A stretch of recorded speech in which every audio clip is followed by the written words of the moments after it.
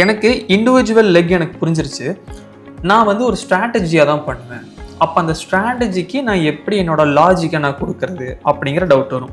இப்போ ஒரு எக்ஸாம்பிளுக்கு இப்படி வச்சுக்கலாம். எல்லாருக்குமே இந்த ஷார்ட் ஸ்ட்ராங்கல் அப்படிங்கிறது தெரிஞ்சிருக்கும், கரெக்டுங்களா?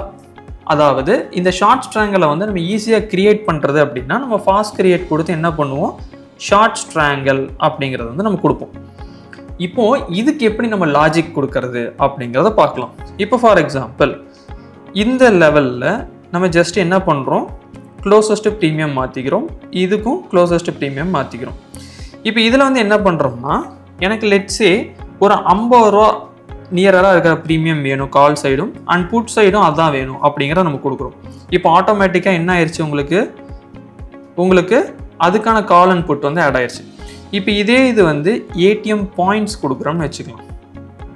ஓகே, இப்போ ஃபஸ்ட்டு இருக்கிறது வந்து பார்த்தோம்னா call option. Okay, so call option வந்து ஒரு 300 பாயிண்ட் இன்னும் உள்ளே போய் நம்ம எடுக்கிறோம். ஓகே, ஸோ அதாவது அவே அட் த மணிலேருந்து வெளியில் வரும். அதே மாதிரி இந்த புட் ஆப்ஷனுக்கு வந்து பார்த்தீங்கன்னா கீழே கொண்டு வரோம். ஸோ அப்போ -300 நம்ம கொடுக்குறோம். ஸோ ஆட்டோமேட்டிக்காக உங்களுக்கு வந்து ஒரு 40 ரூபா அண்ட் 22 ரூபாய்க்கு ஆட் ஆயிடுச்சா. ஸோ இப்படி தான் நம்ம என்ன பண்ணால் ஸ்ட்ராட்டஜி லெவலில் பண்ணணும். ஓகே, இப்போ இதுவுமே நம்ம வேறு சில ஸ்ட்ராட்டஜிஸ், சிம்பிளான ஸ்ட்ராட்டஜிஸ்க்கு வந்து பார்க்கலாம்.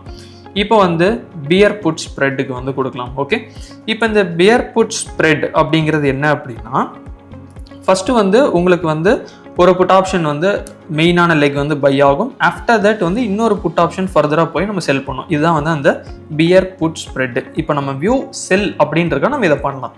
இப்போ இந்த இடத்துல நம்ம பார்க்கும்போது பி அண்ட் ஹெச் அப்படின்னு இருக்கா. பி அப்படின்னா பேரண்ட் லெக் அப்படின்னு சொல்லுவாங்க. ஹெச் அப்படிங்கிறது ஹெட்ஜிங் பொசிஷன். அந்த ஒரு ஆப்ஷன் தான் வந்து ஹெட்ஜ்னு சொல்லுவாங்க. ஹெட்ஜ்னு கொடுத்துருக்காங்க.